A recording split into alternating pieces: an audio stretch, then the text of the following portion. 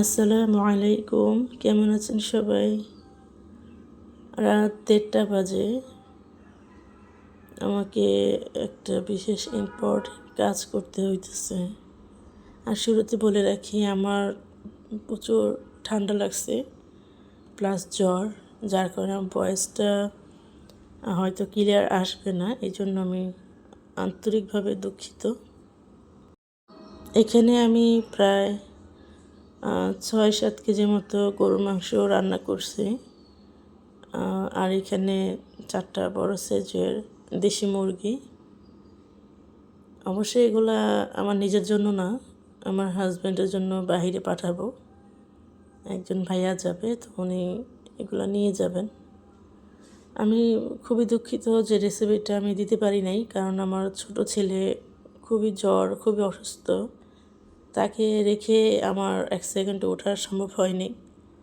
যতটুকু আমি নিজে করছি, আমার আম্মুর হেল্প নিয়ে করছি। আসলে আমার মা যদি এই সময় না থাকতো আমার পাশে, আমি খুব বিপদে পড়ে যেতাম। সত্যি বলতে কি, মার মতো বাবার মতো আপন কেউই হয় না, এটাই তার জ্বলন্ত প্রমাণ। আমি খুবই অসুস্থ ছিলাম, আমার মা আমাকে খুব হেল্প করছেন, না হলে আমি এগুলো কিছুই করতে পারতাম না। সত্যি কথা বলতে, যারা প্রবাসে থাকেন, দেশি খাবারের প্রতি তাদের একটা দুর্বলতা কাজ করে।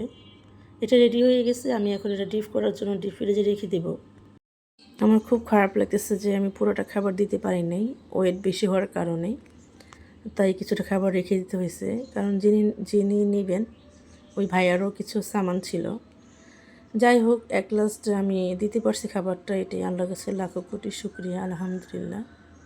খাবারটা আমার ছোট ভাই, আমার বাবা নিয়ে যাবেন এয়ারপোর্টে। তো সবাই ভালো থাকবেন, সুস্থ থাকবেন। আল্লাহ হাফেজ।